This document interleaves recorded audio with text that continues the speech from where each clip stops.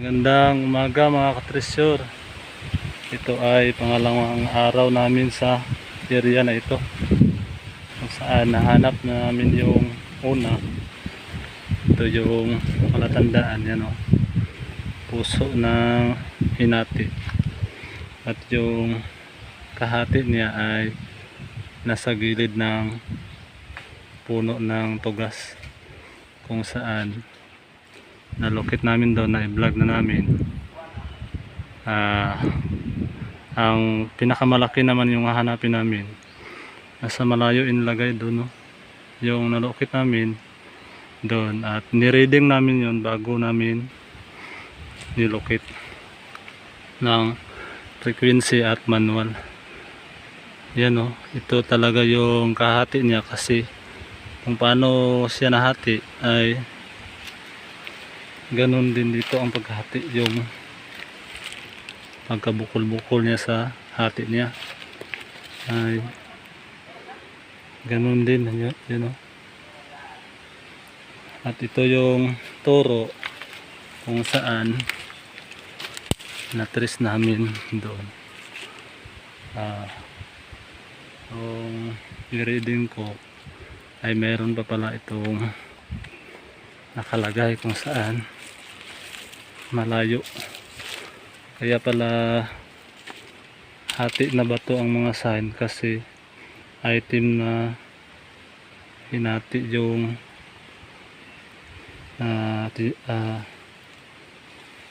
tinutukoy, itong guhit. Ito naman yung kasunod niyang palatandaan, dalawang arrowhead pala to. Ito yung isa kung saan yan ang turo dyan, may mga palatandaan dyan.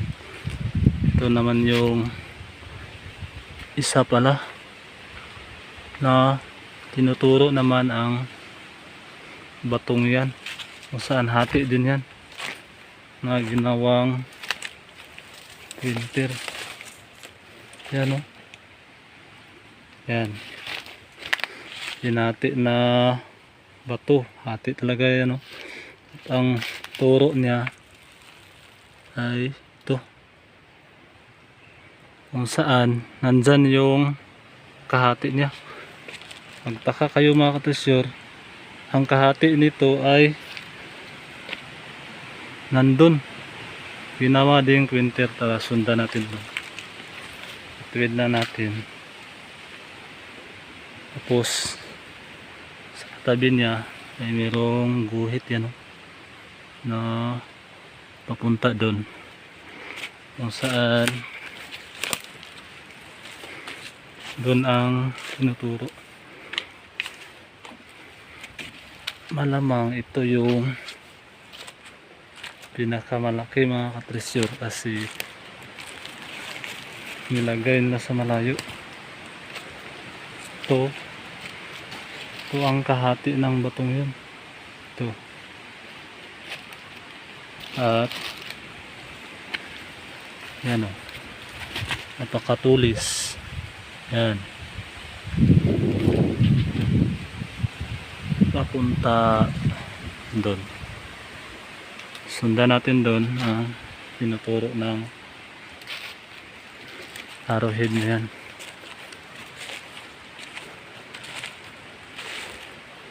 Ganun ang paghahanap mga katresyor. Dapat talaga may sign reading para masundan nyo yung mga sign, kung saan dito ay merong yan, butas. Yung isa ay doon.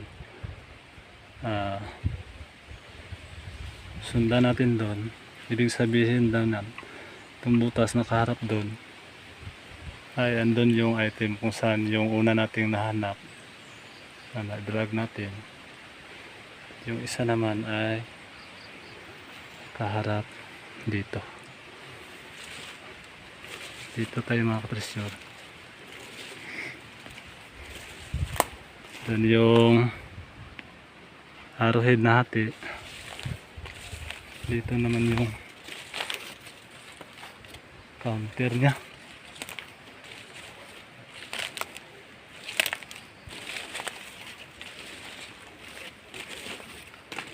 Ang counter na dito mga ka-treasure ay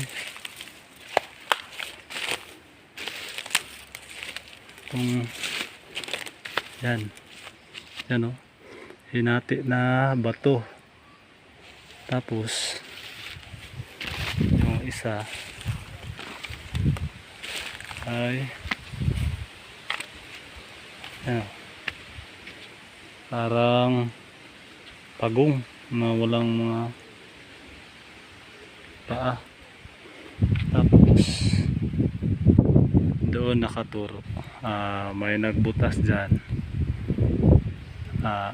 kasi dagat na yan, may nagbutas dyan ng mga 90s. Tapos hindi na natuloy kasi may nadisgrasya sa kanila. Tapos inihinto na nila yung pagbutas nila, pero yung nadisgrasya ay hindi yun na poison, hindi nasupukit sa usok ng kanilang makina na ginamit pang sip-sip ng tubig. Kaya sa pag-pressure mga ka-pressure, dapat talagang mag-ingat. Ito mga ka-treasure, yan o, hati na bato yan, napalaking bato at hinati. Yan o, ang turo naman ito mga ka-treasure ay doon kung saan yung nagpa-reading dito ay mayroon silang hinukay dyan, parang boots na itinayo. Puntahan natin doon ang butas, parang butas ba, parang sapatos na bato, at itinayo siya. Tapos sa gilid ay meron siyang tatlong guhit. Wala kasi silang alam sa treasure hunting, kaya binutas nila agad. Yan o, yan yung butas nila, kasi dyan nakatayo yung parang boots. At tinanong ko siya kung saan nakaharap, ay doon. Tingnan natin yung boots, kasi ando na yun. Tinapon nila. Nung na-reading ko to ay tinignan ko yung boots, at totoo nga na mayroon siyang guhit sa gilid niya, tatlo. Yan o, yan, klaro ba niyo mga ka-treasure? Yan o, isa, dalawa, tatlo. Sa kinonvert ko yan sa tag 10 meters bawat isa ay 30 meters. Galing dyan 30 meters, naka harap doon. Bilangin natin, sa dalawa, tatlo, apat, lima, anim, tulo, sampo galing doon. So sakto mga ka-treasure, 30 meters. And mayroon kaming natamaan na tatlong bato kung saan ito ay nagtra-triangulo. Yan o, ito mga katresyor, gulat kami ang na-reading namin ay dito tumama yung reading kung saan wala na ang ibang mga bato dito mga katresyor. Yan, may kunti dyan, pero ito yung nakapagtataka ay mayroong tatlong bato dito. Yan o, yan, tumayo dyan o, tatlong bato mga katresyor, kung saan tama yung boats doon na 30 yung convert natin, bawat isa ay 10 meters, ay dito tatama. So di pa namin ito na gamitan ng locator. Ngayon ay papatunayan natin kung mayroon nga bang detection dito. Diyan sa tabi mga katresyor ay dagat na yan, mga 50 meters ay dagat na. Doon yung sapa, galing doon kung saan tayo nagsimula, mga 80 meters. Malamang ito yung pinakamalaki. Ato, tingnan na to. De, tiwas anong video de?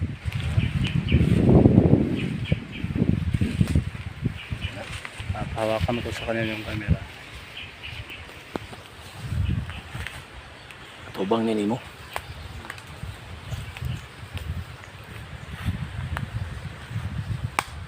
So, subukan na namin i-check kung mayroon nga bang kung meron ay tama yung reading natin.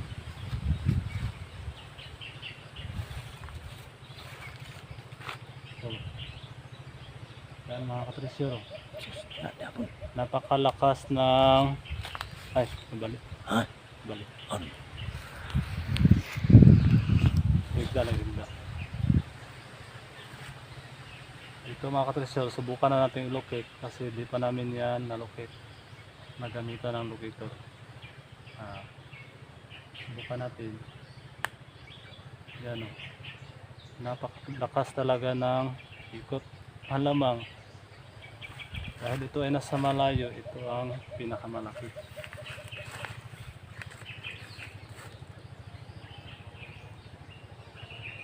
Yan o, frequency yung gamit natin mga katresyor. Ang sinasagap nito ay gold lang. Subukan natin dito. Diyos, grabe, kusog kayo. Ito talaga ang turo. Kusog kayo. So tama yung Sakto yun. boats doon na may guhit na tatlo sa gilid. Dito siya tumama. Sakto kay kina. Okay na siya dyan. 30 meters galing doon. Ito yung No, na. Kini yung mga buak mo na. tinamaan. Wala nang ibang bato mga kapatid. Kini yung. Maliban sa tatlong ito. No. Meron pa siyang bitap dito. No. Yan, wala nang bato sa paligid. Dito naman tayo.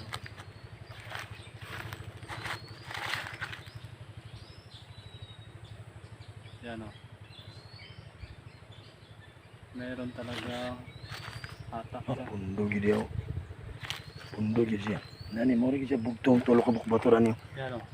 Yan o. Hindi ko yan ginagalaw mga katresyor. Kusa lang siyang gumagalaw. Meron talagang humahatak dyan.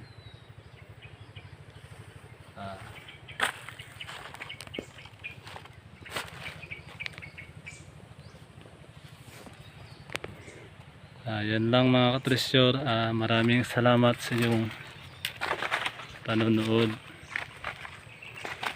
Sana may natutunan kayo sa video natin ito. Ano gito na pinuak Yan, no? ba to? Pinuak ba? Ano lagi? Binasag yan tapos itinayo. Ito ang nakapagtataka kasi walang mga bato dyan. Siya rin may bugtong wala. Merong mga maliliit dyan. Pero Wala na, layo na kayo. hindi na yan gagawing palatandaan kasi nabubuhat lang yan ng tao. Maliban sa tatlong ito. Yan o. Napakalaki. Tama yung Tugid. sapatos doon na hinukay ng katiits natin. Kasi nagtaka sila sapatos na nakatayo at di kasi nila alam i-analyze yun.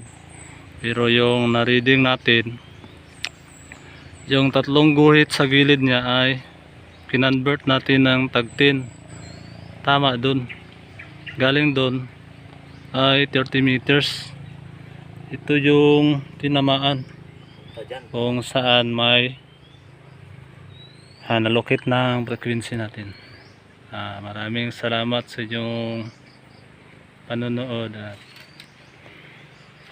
sa mga bagong subscriber, maraming salamat sa inyong pagsuporta. Hanggang dito na lamang. Happy treasure hunting sa ating lahat.